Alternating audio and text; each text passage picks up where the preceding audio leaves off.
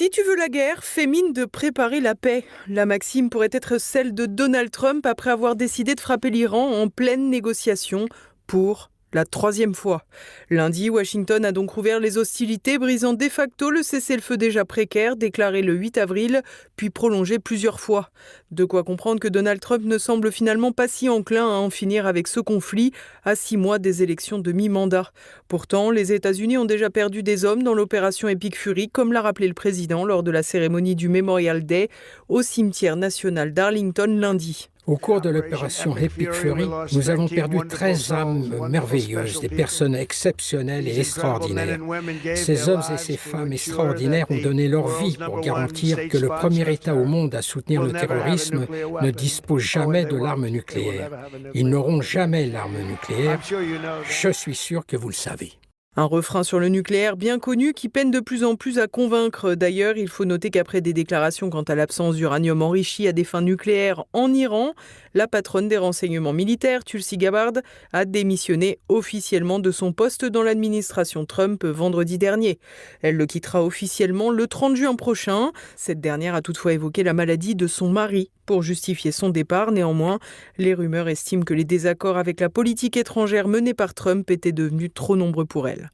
Les dernières frappes des États-Unis auraient visé les zones d'où sont lancés les missiles iraniens ainsi que des bateaux, Trump espérant toujours reprendre le contrôle du détroit d'Ormuz, maîtrisé par les Iraniens. Aucun navire ne se rend en Iran, comme vous le savez. Aucun navire ne peut entrer ou sortir d'Iran sans notre accord.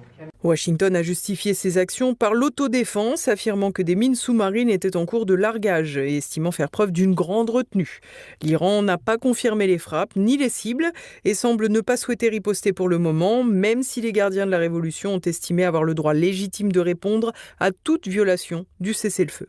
Le guide suprême, Mojtaba Khamenei, a préféré insister sur la perte visible de l'influence des États-Unis sur les pays du Golfe, estimant que Washington n'avait plus d'endroit sûr dans la région pour poursuivre l'opération.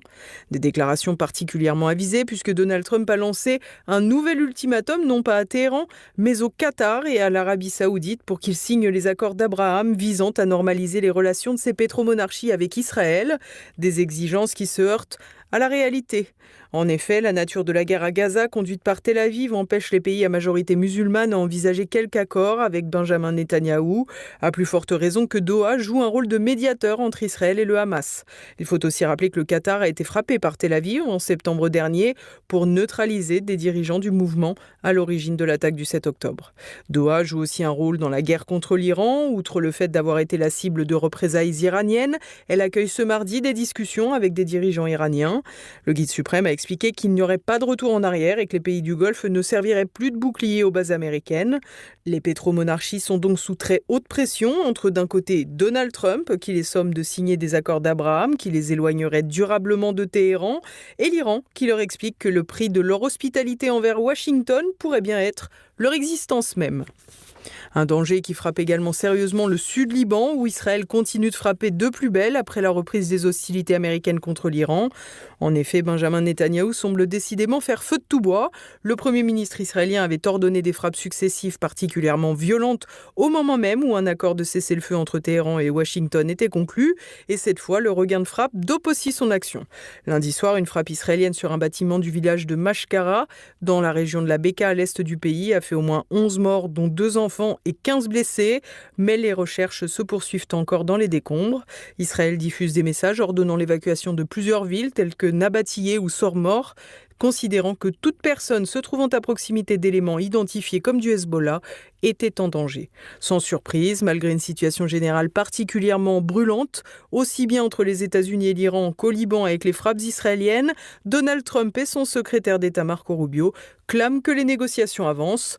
On se demande ce que ça serait si ce n'était pas le cas. Entre Mélanie et Modi, c'est déjà plus qu'un partenariat, c'est quasiment un duo que les observateurs ont surnommé Mélodie. Pour la 7e fois depuis 2023, Giorgia Meloni et Narendra Modi se sont rencontrés, mais pour la première fois c'était en Italie, à Rome. À cette occasion, les deux pays ont passé un accord qualifié de partenariat stratégique spécial, aussi bien dans les domaines économiques, stratégiques que sécuritaires et technologiques. L'objectif de l'Italie est clairement de se positionner en tête de pont de l'Europe dans les relations avec l'Inde, l'autre géant asiatique en devenir avec la Chine.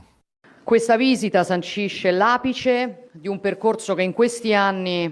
Cette visite marque l'aboutissement d'un cheminement que nous avons patiemment et résolument construit au fil des ans pour renouveler nos relations et les porter à un niveau sans précédent. Ce cheminement s'est accéléré. En 2023, j'étais à New Delhi, où nous avons lancé notre partenariat stratégique.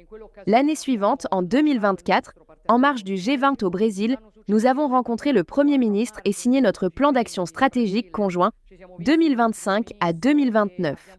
Aujourd'hui, ici à Rome, nous élevons nos relations au rang de partenariat stratégique spécial, le plus haut niveau jamais atteint dans les relations entre nos deux nations. Partenariato strategico speciale, cioè il più alto mai raggiunto nelle relazioni tra le nostre due nazioni. L'objectif affirmé lors de cette rencontre est d'augmenter considérablement les transactions économiques entre l'Inde et l'Italie en profitant de l'accord de libre-échange Union européenne-Inde, avec aussi une volonté de mettre l'Italie au cœur de l'IMEC, le corridor économique Inde-Moyen-Orient-Europe. Cet investissement très intensif de l'Italie sur ses relations avec l'Inde vise notamment à compenser le fait que l'Italie s'est retirée du projet chinois des routes de la soie, alors qu'elle avait été le premier pays du G7 à s'y intégrer. En effet, face à l'hostilité des Américains et d'une partie des Européens, Meloni avait choisi donc de se retirer du projet, qui était pourtant très prometteur pour les ports de Gênes ou de Trieste. À la différence du Hongrois Viktor Orban, qui avait transformé la mise en scène de la confrontation en véritable art diplomatique, un peu à la Trump, la présidente du Conseil italienne s'efforce au contraire de passer beaucoup plus sous les radars. Cette approche, qui peut être parfois décevante pour certains, a au moins le mérite d'éviter de subir les foudres des partenaires occidentaux, notamment Bruxelles et Berlin, comme cela avait pu être le cas lors du gouvernement 5 étoiles Lega en 2018-2019. Autre spécificité de la diplomatie italienne, ne jamais rompre avec fracas. On a ainsi pu voir que c'est avec retenue que Giorgia Meloni a critiqué certains propos de Trump contre le pape ou l'attaque américaine en Iran. Même si Trump a fini par déclarer être déçu de ce qu'il estime être le manque de courage de Meloni, cette dernière s'efforce de prendre ses distances avec modération. Enfin, sous Meloni, l'Italie semble préserver sa capacité à maintenir des bonnes relations avec des pays hostiles entre eux, par exemple aussi bien avec Israël qu'avec un grand nombre de pays arabes. La reconstruction au Liban par des soldats italiens de la finule d'une croix saccagée par des soldats israéliens n'est d'ailleurs pas passée inaperçue. Autre élément fort de la diplomatie de Meloni, le plan Mattei, pour renforcer les liens économiques, diplomatiques et énergétiques avec les pays africains, avec même d'ailleurs une volonté italienne de prendre pied dans les espaces africains où la présence française est en train de s'évaporer. En clair, une véritable diplomatie de puissance moyenne affirmée, qui ne donne ni dans l'arrogance ou la repentance, y compris l'arrogance du repenti. Un modèle qui, à défaut d'être spectaculaire, semble fonctionner, et ne serait sans doute pas inintéressant pour Paris. Car si Meloni s'efforce de faire du « en même temps », c'est un « en même temps » qui se veut positif dans le travail diplomatique. À peu près l'inverse de la diplomatie macronienne, qui parvient à se mettre les uns et les autres à dos, et ce effectivement en même temps.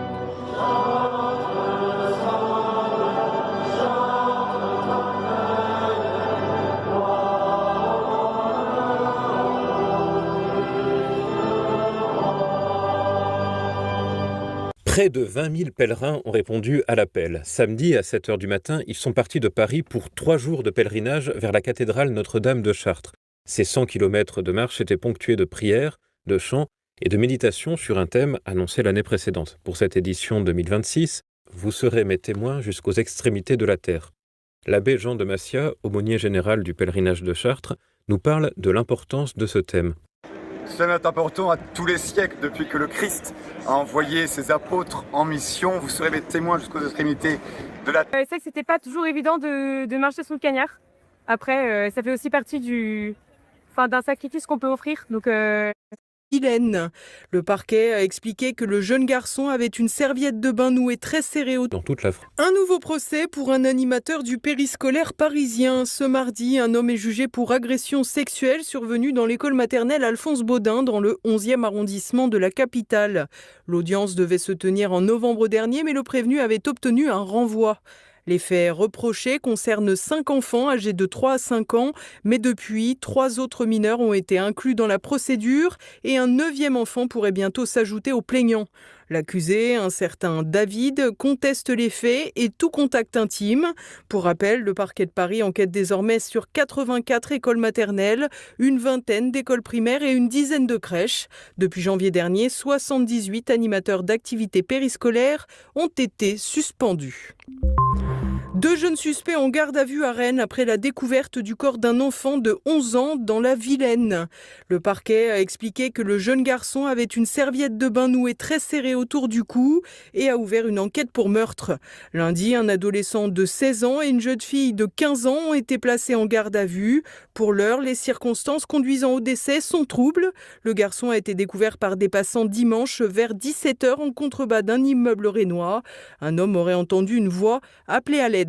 Les secours ne sont pas parvenus à réanimer la victime. Un groupe de 3 jeunes, 2 garçons et une fille, auraient été aperçus dans la zone en train de pêcher. Le parquet a ouvert une enquête pour meurtre sur mineur de moins de 15 ans.